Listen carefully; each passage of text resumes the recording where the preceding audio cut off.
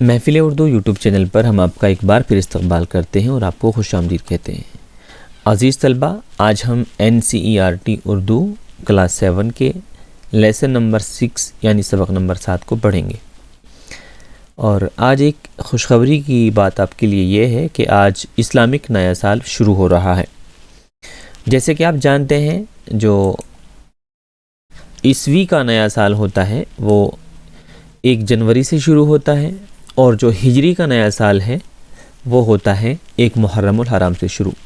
अब आप थोड़ा सा ये जान लीजिए कि सन 2 तरह के होते हैं। एक होता है हिजरी, ठीक है, हिजरी, और एक होता है ईस्वी, ठीक है। हिजरी और ईस्वी 2 तरह के होते हैं, ठीक है बच्चों। अब ये क्या क्या होते हैं, अब आप इसको जान लीजिए। जो हिजरी साल होता है वो शुरू होता है कब से, जब से हमारे नबी हज़रत मोहम्मद सल्लल्लाहु अलैहि वसल्लम ने मक्का से मदीना हिजरत की थी, नबी की हिजरत की डेट से, ठीक है। और जो ईस्वी साल होता है वो कब से शुरू होता है बच्चों, वो होता है हज़रत ईसा अलैहिस्सलाम की पैदाइश से। कब से, जिस दिन हज़रत ईसा अलैहिस्सलाम की पैदाइश हुई थी उस दिन से ईस्वी साल शुरू होता है। तो आज हमारे नबी हज़रत मोहम्मद सल्लल्लाहु अलैहि वसल्लम को मक्के से मदीना हिजरत किए हुए 1446 साल मुकम्मल हो गए हैं और 1447वां साल शुरू हो गया है। कितना, 1447वां साल शुरू हो गया है। तो अब कौन सा हिजरी साल चल रहा है, ये 1447, ठीक है, याद रहेगा ना जी। और जो इस्लामिक महीना शुरू होता है वो होता है 1 मुहर्रमुल हराम से शुरू। चलिए ठीक है, इतनी बात आपको समझ आ गई होगी। तो अब सबक पढ़ते हैं। आपका जो सबक है, सबक नंबर 6, उसका नाम है बूढ़ी अम्मा की बात। क्या नाम है बच्चों, बूढ़ी अम्मा की बात जी। मैं सबक पढ़ूंगा, मेरे साथ साथ आप भी पढ़ते चलिए, ठीक है। और होमवर्क आप ज़रूर अपना नोट कर लीजिए।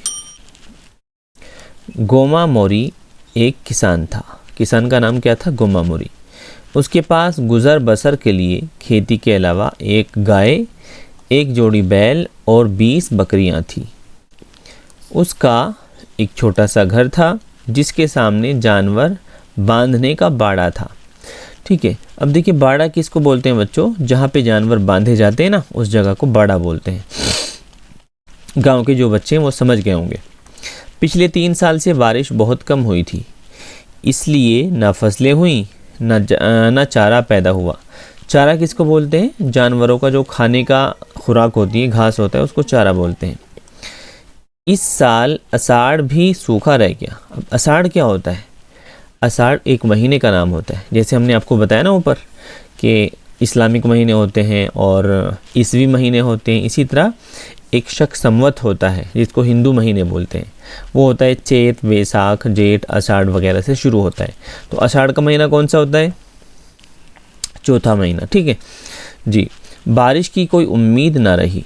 खेत जोतकर क्या करूँगा, गोमा ने एक लंबी सांस छोड़ते हुए दिल ही दिल में सोचा और बैलों को हाँकते हुए वापस घर की तरफ चल दिया, ठीक है जी।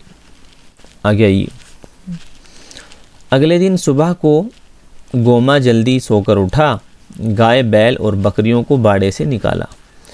उसकी बीवी गाय और बकरियों को लेकर उन्हें चराने चली गई। उसने फिर हिम्मत की और हल को कांधे पर रखकर बैलों के साथ खेतों की तरफ चल दिया। रास्ते में उसे कई किसानों ने टोक कर कहा, गोमा, खेत जोतने से क्या होगा। अब आपको पता है खेत जोतना किसको बोलते हैं, जब हम खेतों में फसल बोते हैं तो फसल बोने से पहले खेत को नरम करते हैं। जो उसकी मिट्टी होती है ना, वो बहुत हार्ड रहती है और उसको नरम किया जाता है। नरम कैसे किया जाता है, उसमें हल चलाते हैं। अब देखिए, हल आपको दिख रहा है यहाँ पे जी, हल, चलिए हम दिखाएंगे आपको भी, ठीक है। तो हल से खेत की मिट्टी को नरम किया जाता है और फिर उसमें पानी वगैरह दे करके उसको बीज के लिए तैयार किया जाता है। बारिश के तो आसार भी नज़र नहीं आ रहे। गोमा ने उन सब की बात सुनी। कई बार उसका दिल डावाडोल भी हुआ, ठीक है। डावाडोल कहते हैं कश्मकश को, बहक जाना, यानी कि जब हम कोई काम करना शुरू कर देते हैं ना और कोई हमें उसके बारे में बताता है कि ये काम तो ऐसे नहीं ऐसे होगा, तो हमारे दिल में एक कश्मकश पैदा हो जाती है, शक पैदा हो जाता है, उसको कहते हैं डावाडोल होना। फिर भी उसने हिम्मत नहीं हारी और खेत पर पहुंच गया। उसने आसमान की तरफ देखा, सूरज आग उगल रहा था। यहाँ आग उगलना एक मुहावरा है और इसका मतलब है कि बहुत ज़्यादा गर्मी हो रही थी, सूरज ने बहुत ज़्यादा गर्मी की हुई थी। ज़मीन को भी गौर से देखा, खेतों में गहरी और चौड़ी दरारें पड़ गई थी। वो बैलों की हालत देखकर भी फिक्रमंद था। भूख प्यास बर्दाश्त करते करते वो कमज़ोर हो गए थे। उसे कुछ नाउमीदी भी होने लगी और बैलों की हालत पर रहम आने लगा। ठीक है जी, तो ये बैल हैं और ये किसान है, गोमा किसान, ये अपने खेत में जा रहा है जी। उसने फिर एक लंबी सांस ली और एक दरख्त के नीचे खेत की मेंढ पर बैठकर सोचने लगा, अब क्या करें। मेंढ कहते हैं बच्चों जो डोल होती है ना, खेत में डोल होती है, और डोल किस लिए बनाई जाती है, खेत में क्यारे बना देते हैं, बड़े बड़े क्यारे होते हैं ना, वो बना देते हैं और पानी इधर का उधर ना जाए, तो इसको मेंढ बोलते हैं। वो खेत जोते या उसे यूं ही पड़ा रहने दे। वो गौर और फिक्र में डूबा हुआ था। थोड़ी देर बाद उठा और भारी दिल से बैलों को हाँकते हुए उसने घर की राह ली। घर की राह लेने का मतलब होता है कि घर की तरफ चल दिया। उसने फैसला कर लिया कि उस वक्त तक खेत नहीं जोतेगा जब तक कि बारिश नहीं हो जाती। दूसरे दिन वो और भी मायूस हो गया क्योंकि धूप बहुत तेज़ थी। उसके पांव आगे बढ़ते न पीछे होते। रास्ते में एक दरख्त के साए में उसने बैलों को रोका और वहीं नीचे ज़मीन पर बैठ गया। कहाँ पे? रास्ते में जी। उसी वक्त वहाँ पर एक बूढ़ी अम्मा आ गई। वो भी उसी दरख्त के नीचे बैठ गई। गोमा ने पूछा, अरे बूढ़ी अम्मा, कहाँ से आ रही हो? इतनी तेज़ धूप में तुम्हें कहाँ जाना है? बूढ़ी अम्मा ने कहा, मैं तो अपनी नवासी से मिलने पास के गांव जा रही हूँ, लेकिन तुम इस वक्त यहाँ क्या कर रहे हो? ये वक्त तो खेत में हल जोतने का है। क्या तुम बीमार हो या तुम्हारे बैल, कहीं तुम्हारा हल तो नहीं टूट गया? बुढ़िया ने उससे पूछा। गोमा बोला। गोमा आप जानते हैं ना किसका नाम है? किसान का।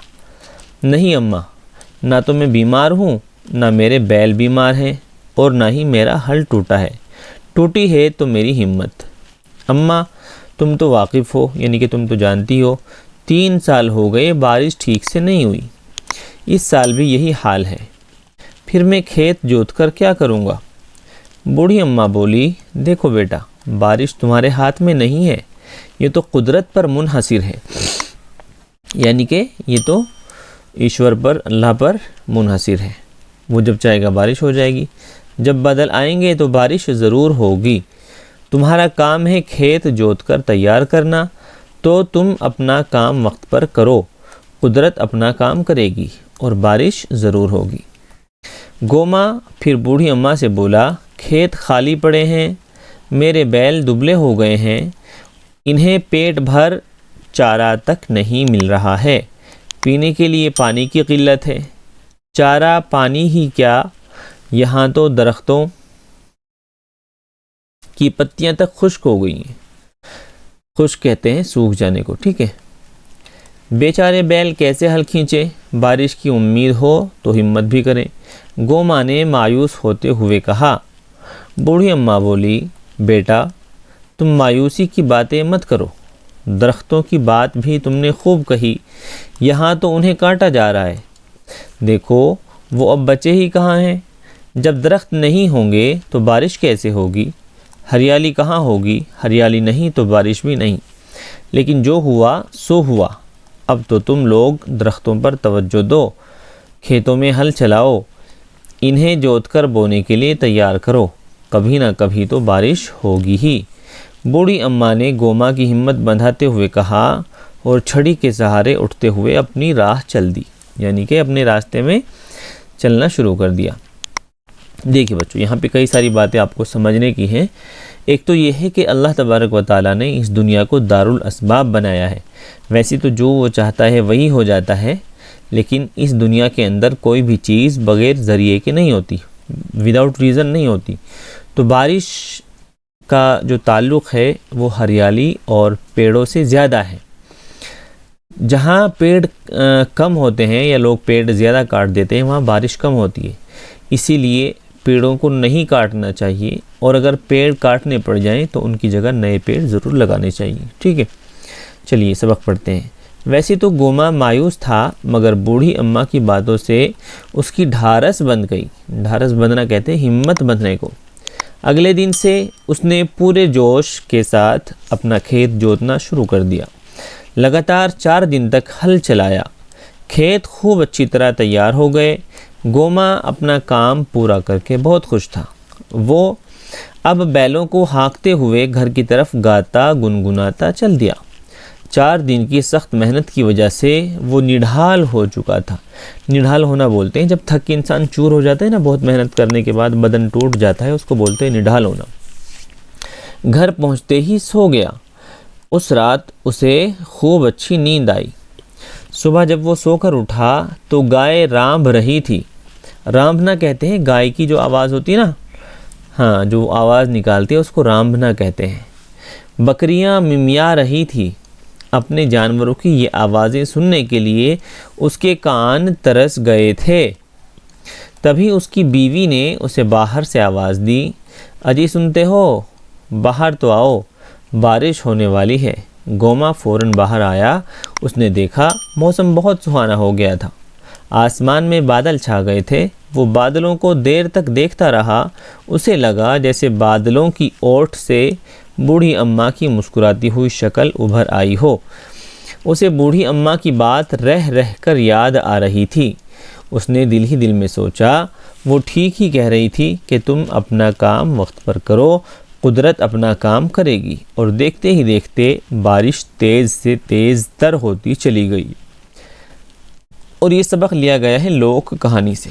ठीक है, अब देखिए बच्चों, सबक तो आपका यहाँ मुकम्मल हुआ। अब वर्ड मीनिंग करते हैं और जो सवाल जवाब है वो कर लेते हैं। इस सबक का सार क्या है कि हमें कभी भी किसी और के भरोसे नहीं बैठना चाहिए। जो हमारा काम है वो हमें कर लेना चाहिए। ठीक है, जैसे कि अभी आप लोगों की छुट्टियां चल रही हैं, तो आप क्या सोचते हैं कि जो हमारा काम है वो हम कब करेंगे, जब स्कूल खुल जाएंगे। तो स्कूल खुलने के भरोसे मत बैठिए, आप अपना होमवर्क और सारा काम अभी से मुकम्मल कर लीजिए। लफ्ज़ मानी, ये आपका होमवर्क है और इसको आप नोट कर लीजिए और इन मानी को याद कीजिए। बाड़ा कहते हैं इहाता, जानवरों को बांधने की जगह। अषाढ़ कहते हैं शक संवत का चौथा महीना, जो मैंने आपको बताया था ना जी। जोतना कहते हैं हल चलाकर मिट्टी उभारना। आसार कहते हैं निशानात को, और मेंढ कहते हैं पुश्ता खेत की मुंडेर। मुनहसिर कहते हैं दूसरों पर इन्हिसार करने वाला, मदद का मुंतज़िर। ठीक है जी। निढाल कहते हैं थका हुआ। गौर कीजिए, अब गौर करने वाली आपकी बात है। जो छोटा सा मुन्ना देख रहे हैं ना आप, ये बैठा हुआ यहाँ, ये भी क्या कर रहा है, गौर कर रहा है। तो आपको भी गौर करना है। किस चीज़ में करना है, आइए जी। कहानी में वक्त पर काम करने की नसीहत की गई है। ये तलकीन भी की गई है कि मुश्किल हालात का मुकाबला अक्लमंदी और हिम्मत से करना चाहिए। किसान को दरपेश मसाइल में वक्त पर बारिश का ना होना भी शामिल है। तेज़ी से जंगलात को काटा जाना और कुदरती वसाइल का बेदरेग इस्तेमाल बारिश के निज़ाम को मुतासिर करता है। लिहाजा माहौलियाती तवाज़ुन बरकरार रखना भी बहुत ज़रूरी हो जाता है। ठीक है, तो इस सबक से क्या बताया गया है कि किसानों को जो प्रॉब्लम्स आती हैं, जो समस्याएं होती हैं, उनमें क्या क्या चीज़ें अहम हैं। एक तो ये कि जो जंगलात तेज़ी से कट रहे हैं तो वहाँ का वातावरण सही नहीं रहता, उसकी वजह से फिर बारिश भी नहीं होती। अब आपका सोचने का काम है, सोचिए और बताइए। ठीक है, बारिश न होने से खेत की क्या हालत हो गई थी, बताइए। आपने पढ़ लिया, खेत सूख कर क्या हो गए थे, बहुत ज़्यादा हार्ड हो गए थे। अगर गोमा मोरी वक्त पर काम ना करता तो क्या होता, तो ये होता कि बारिश हो जाती और उसके खेत से पानी वैसे बहकर निकल जाता और उसकी फसलें तैयार ना होती। बूढ़ी अम्मा ने क्यों कहा कि तुम अपना काम वक्त पर करो, कुदरत अपना काम करेगी। इसलिए कहा क्योंकि जो काम हमारे बस में है हम उसको तो कर सकते हैं, और जो हमारे बस में नहीं है हम उसको नहीं कर सकते, इसलिए हमें अपने हिस्से का काम कर लेना चाहिए। झोपड़ी से बाहर आकर गोमा मोरी को आसमान में क्या तब्दीली नज़र आई। झोपड़ी से बाहर आके उसने देखा कि आसमान में क्या है, बादल छाए हुए हैं और बारिश का मौसम बन रहा है। कहानी में आपको कौन सा किरदार सबसे ज़्यादा पसंद आया, ये आपको खुद बताना है। ठीक है, अगले पेज पे आ जाइए। ये जुमले किसने कहे हैं, ये वाले जुमले किसने कहे हैं ये बताइए आप। खेत जोतने से क्या होगा, किसने कहा कहानी में, ये कहा था गामा मोरी ने, यानी कि जो किसान था ना उसने कहा था खेत जोतने से क्या होगा, बारिश तो हो नहीं रही है। बाहर तो आओ बारिश होने वाली है, ये जुमला किसने कहा, ये कहा गामा मोरी की बीवी ने। ठीक है जी, गामा मोरी की बीवी ने। और मैं तो अपनी नवासी से मिलने पास के गांव जा रही हूँ, ये किसने कहा था, बुढ़िया ने। ये किसका जुमला था बच्चों, बुढ़िया का। बारिश की उम्मीद हो तो हिम्मत भी करें, ये किसने कहा, गामा ने। ठीक है, तो ऐसे आप इस पूरे सबक को पूरा कीजिए। उस लफ्ज़ पर दायरा बनाइए जो मफ़हूम के एतबार से बकिया 3 अल्फाज से अलग हो।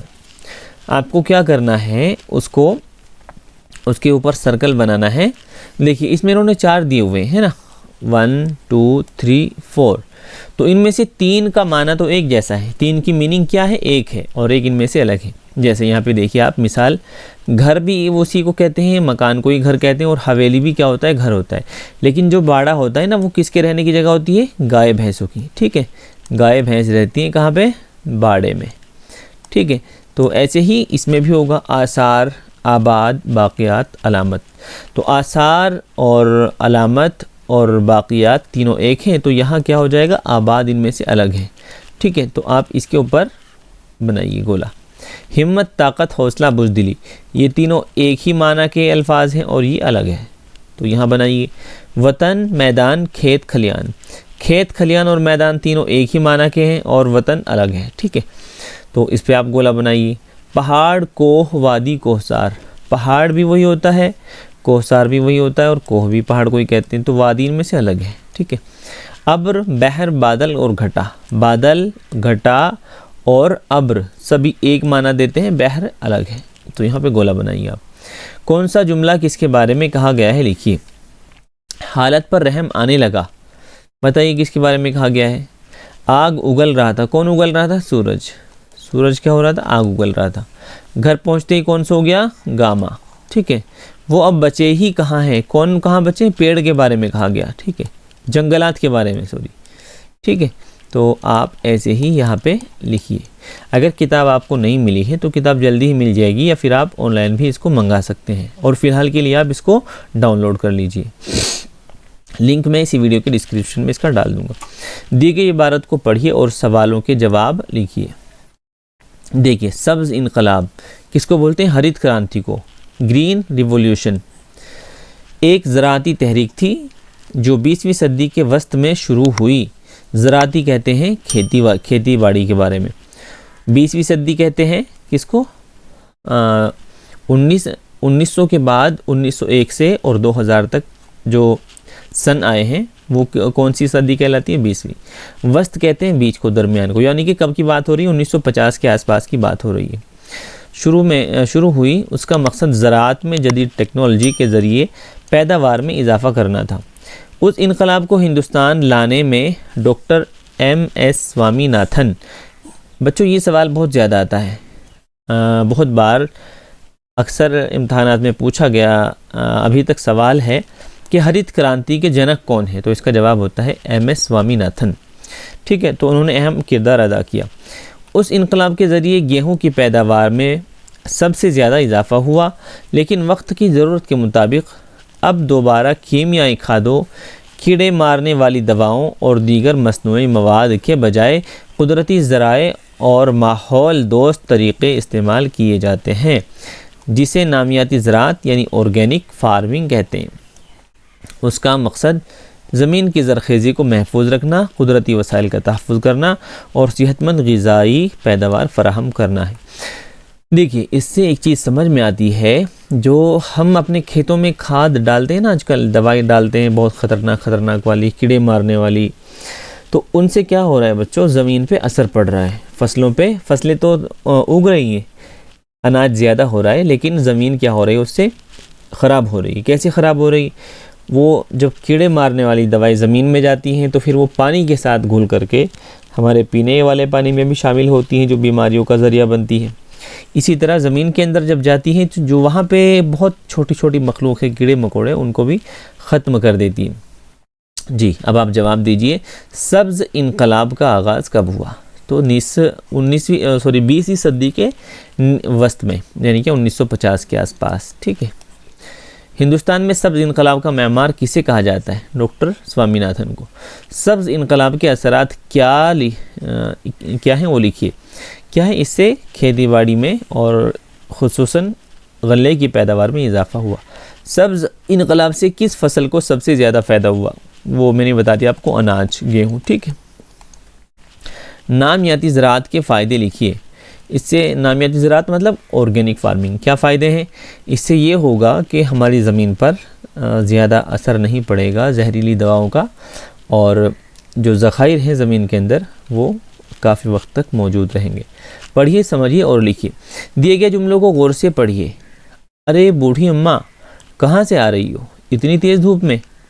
देखो बेटा, बारिश तुम्हारे हाथ में नहीं है।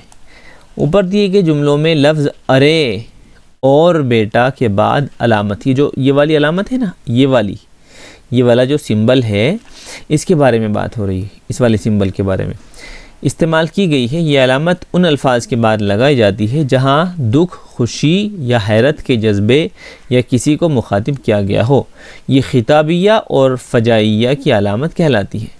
दिए गए जुमलों में इस अलामत का सही जगह पर लगाइए। अब आपको क्या करना है, ये जो अलामत है ना, ये वाली जिसके बारे में बात हो रही थी, तो इसको लगाना है। कहाँ लगेगा?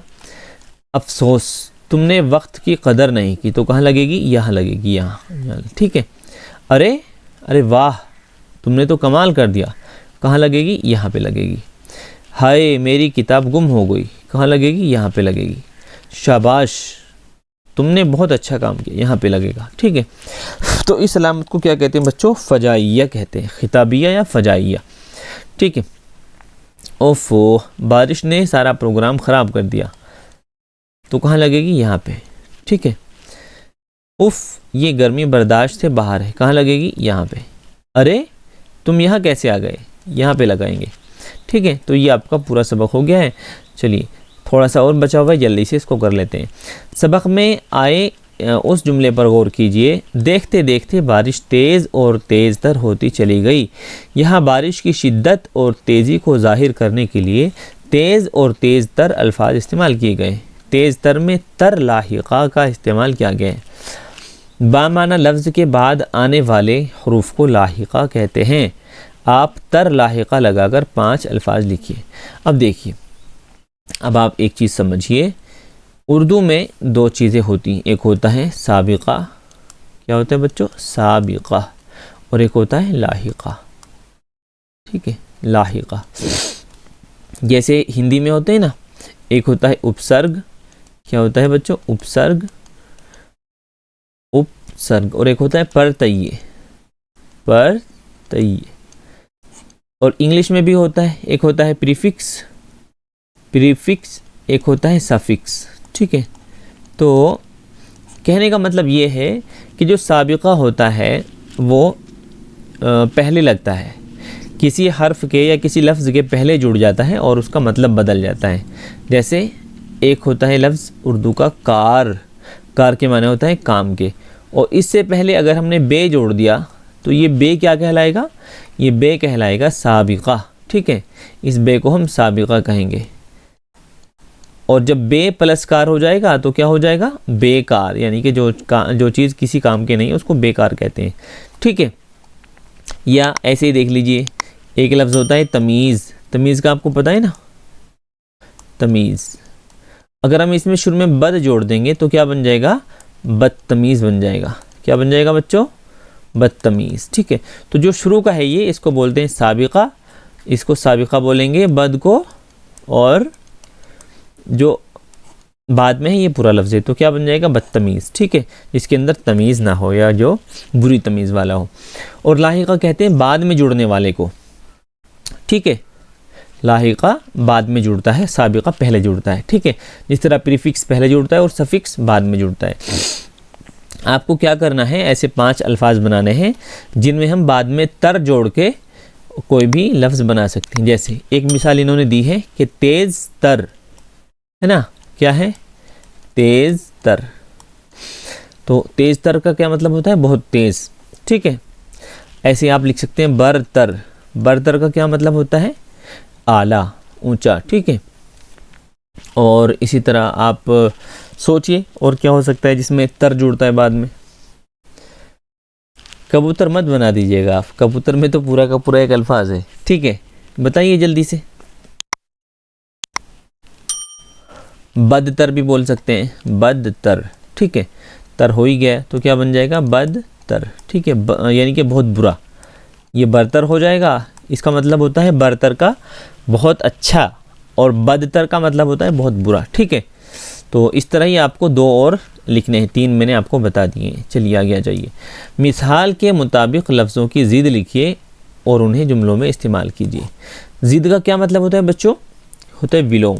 आप जानते हैं ना हिंदी में विलोम किसको बोलते हैं, उल्टे को बोलते हैं, ठीक है। जैसे दिन का विलोम क्या हो जाएगा, रात हो जाएगा, दिन का विलोम रात हो जाएगा, सुबह का विलोम शाम हो जाएगा, ठीक है। तो इसी तरह आपको क्या करना है, ज़िद लिखनी है और फिर उनको इस्तेमाल करना है जुमलों में। मैं मिसाल देके बता देता हूँ। जैसे इन्होंने यहाँ बताया ना, कुदरती, कुदरती का क्या होगा उल्टा, मसनूई। बल्ब यानी कि बल्ब मसनूई रोशनी का ज़रिया है। तो यहाँ बीमार का क्या हो जाएगा, सेहतमंद, क्या हो जाएगा बच्चों, सेहतमंद। बीमार का उल्टा क्या होता है, सेहतमंद। तो क्या लिख सकते हैं, जुमलों में इस्तेमाल कैसे करेंगे, सेहतमंद आदमी अपने सारे काम खुद कर सकता है, ठीक है, अपने सारे काम खुद कर सकता है। सबक आपका थोड़ा लंबा हो जाएगा आज, ठीक है। चलिए घबराने वाली बात नहीं है। वाकिफ़ का क्या होता है, अनजान, वाकिफ़ का अनजान। अब मैं जल्दी से सबक पूरा कर रहा हूँ, आप बाकी काम अपने आप कर लीजिएगा। फ़िक्रमंद का क्या होता है, बेफ़िक्र। इनको आपको क्या करना है, जुमलों में इस्तेमाल करना है, यहाँ पे जो जगह बची हुई है। खुश्क का होता है क्या, हरा। खुश्क कहते हैं सूखे को और हरा कहते हैं, खुश्क का हरा हो जाएगा। चुस्त का क्या हो जाएगा, चुस्त कहते हैं एक्टिव को, और सुस्त किसको बोलेंगे, जो काम ना करने वाला हो, खाली पड़ा रहने वाला। चलिए, कहानी में हुआ सो हुआ, कभी ना कभी और देखते ही देखते अल्फाज इस्तेमाल हुए हैं जो नस्र को दिलचस्प बनाने के लिए इस्तेमाल किए जाते हैं। इसी तरह के 5 अल्फाज तलाश करके लिखिए। तो ये आपका होमवर्क है, इसको आप कर लीजिएगा। कहाँ लिखने हैं, यहाँ पे। चलिए, आबपाशी के ज़राए को अंग्रेज़ी और मकामी ज़बान में लिखिए। देखिए यहाँ पे इन्होंने क्या है, आबपाशी कहते हैं कि इसको पानी देने को, जो हम खेतों में सिंचाई करते हैं ना, जिनके ज़रिए से पानी देते हैं, तो यहाँ पे उनके बारे में लिखा हुआ है। खेतों में पानी कौन कौन सी चीज़ों से आप दे सकते हैं, या तो तालाब से देते हैं, या नहर से, कुएं से, चश्मे से, नदी से, और ट्यूबवेल से भी देते हैं ना, जिसको ट्वेल बोलते हैं बच्चों गाँव में। तो नहर का क्या होता है, नहर को अंग्रेज़ी में क्या बोलते हैं, वो आप यहाँ लिखेंगे। कुएं को क्या बोलते हैं, वेल बोलते हैं, ठीक है, well, well, well, well means कुआं होता है ना जी। तो इसी तरह चश्मे को क्या बोलते हैं, वो आप यहाँ लिखेंगे। नदी को क्या बोलते हैं, रिवर बोलते हैं, यहाँ पे रिवर आ जाएगा, ठीक है। तो मकामी ज़बान में क्या बोलते हैं आपके यहाँ, जो आपकी मतलब आपके गांव में आपके आसपास बोलते हैं, वो यहाँ लिखना है आपको, और इंग्लिश में यहाँ लिखना है। सारे मैं इसलिए नहीं आपको बता रहा हूँ क्योंकि अगर सारे मैंने बता दिए फिर आप कुछ नहीं करेंगे। चलिए, दिए गए मुआमे में मेवे और अनाज के नाम तलाश करके नीचे लिखिए। ये जो है ना, यहाँ से आपको ढूंढने हैं कि कहाँ कहाँ से अनाज और मेवे के नाम बन जाएंगे, फिर आपको उसमें नीचे लिखने हैं। जैसे मैं आपको एक करके दिखा देता हूँ, ठीक है। ये क्या है, बे अलिफ, दाल अलिफ और मीम, क्या बन जाएगा इससे, बादाम, ठीक है, यहाँ अलिफ, नून, अलिफ और रे क्या बन जाएगा? अनार। ठीक, और देखिए